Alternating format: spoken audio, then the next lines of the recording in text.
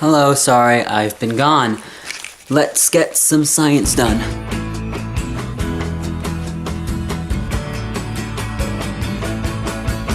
So, today we're talking about magnets, which is, magnets.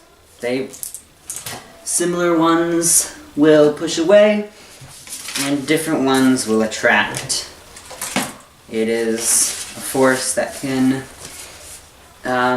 move through paper and other objects. We've known this since we were little, but we're going to be doing some experiments to figure out the extent of this. First thing that we're going to do just requires some metal filings and magnets. Now I'm going to put some of the metal filings on here. And that's a bit much. Don't want this to go anywhere. Ah, that's very satisfying. I'm going to place this paper over it. I'm going to place the magnet on the paper.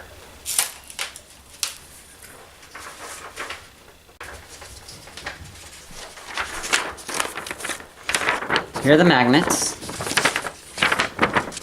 and the filings. Note the paths that it is taking. Oh, what's the term? Oh, it's on here. The flux lines.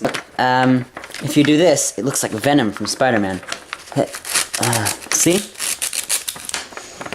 Doesn't that look like the symbiote?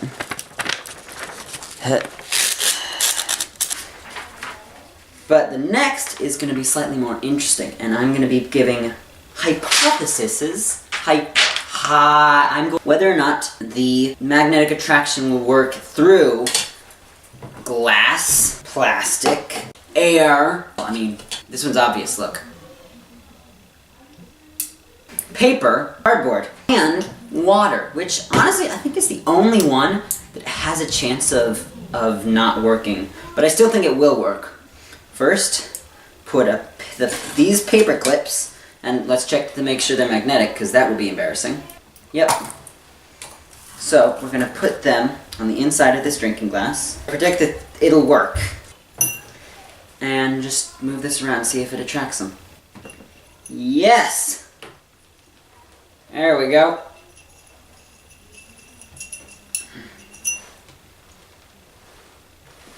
So, I was correct. It did attract. Now for the plastic. This one actually is going to be much easier. Just because my biggest issue there was distance. Hear that? Look.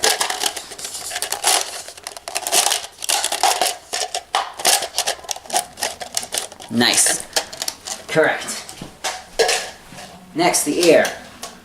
Short string. To a paper clip and take the other end of the string to the edge of the table. So I'm going to be smart about this and not have to tie anything. I'm just going to use this. Obviously, it's going to work. Ah, hang on.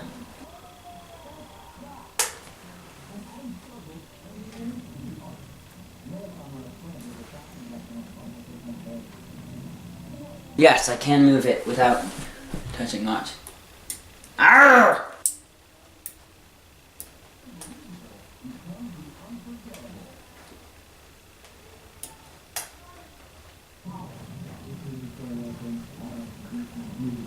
Yes.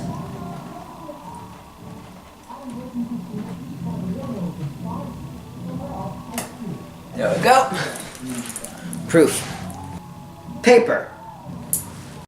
I learned this on my own when I was 5, when I was playing with my Thomas trains. Because they had little magnetic connections. They worked with paper. That blew my baby mind! Yes. Next. Cardboard. This one could be tricky, just be more distant than anything else. Like if I had a really strong magnet, there wouldn't be any question here. And there still works, yep.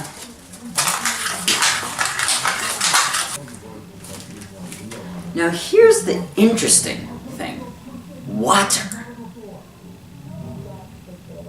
I think it'll work, but I'm not 100% sure. I don't know why I think it might not work, but I'm pretty sure it will work.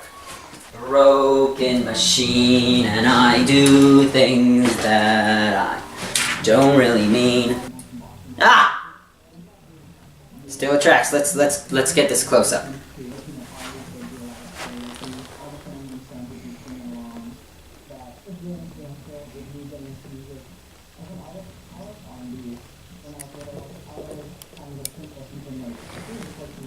In fact, I might even say it didn't have to be so close to be affected. Water is a great electric conductor. Oh, that makes perfect sense. Because it's a good conductor of electricity.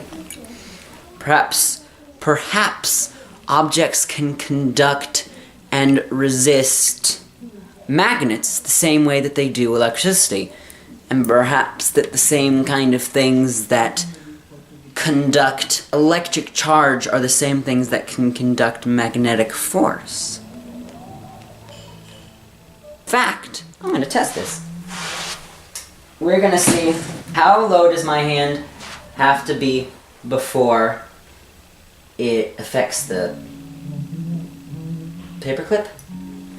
Here. About here at this line. Now we're going to see how close it has to be to affect it without the water. Aha! You see, this is actually a little bit lower. So yes, I do believe that water conducts magnetic force. Now it has another slot for other. So I'm going to try something else. What else? What's something that might... Well, rubber is a great resistor of electricity, so maybe it'll give enough resistance to stop the magnet. Meet Curiosity, the robot that is currently finding water on Mars. People in the whole wide world are the ones you're never going to see again. Let's try this. Okay. There's definitely still attraction, but it's considerably less, which is, look, at this distance, with this, they're not really attracting much, but at the same distance here. So yes, I believe that there is a correlation, if not a causation, between how well an object conducts or resists electricity and how well it conducts or resists magnetic force.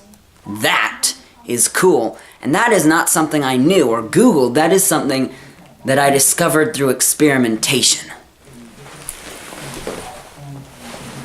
Let's build a compass! Well, this is embarrassing. Apparently I lost some of the footage when I was filming. Luckily it was this footage, mostly busy work. So to fill you in, I took a sewing needle and I stroked it with a magnet in one direction about 80 times to turn it into a compass. I also put it on a dish thing in some water, and I was able to get it to spin north in the same direction as an actual compass. Unfortunately, I filled it with a bit too much water, and so it was floating around. So while it was pointing the right direction, it wouldn't for long just because of weight. So what you're seeing me doing is taking away some of the water, and then I'm going to check to see if the little magnet that was provided messes with the compass that I built. Come on. Aha! Look at that, look at that, look at that. Oh, you can't see. Hang on. See, if it wasn't a compass, it wouldn't be spinning like that. It would just kind of pull towards. But, no. Well, it does still pull towards, but there's definitely... It was made into a compass. And acts exactly like a real compass does. It was a real compass, but I mean a professional, actual, like, you know, with north on it, calibrated compass does when there's a magnet. It goes on, what is happening? What is happening? What is the meaning of life? Help me, help me, help me. I hope you enjoyed this experiments, and if you want to see more experiments, or just more of me and my friend, you could click here to subscribe. Thank you for watching.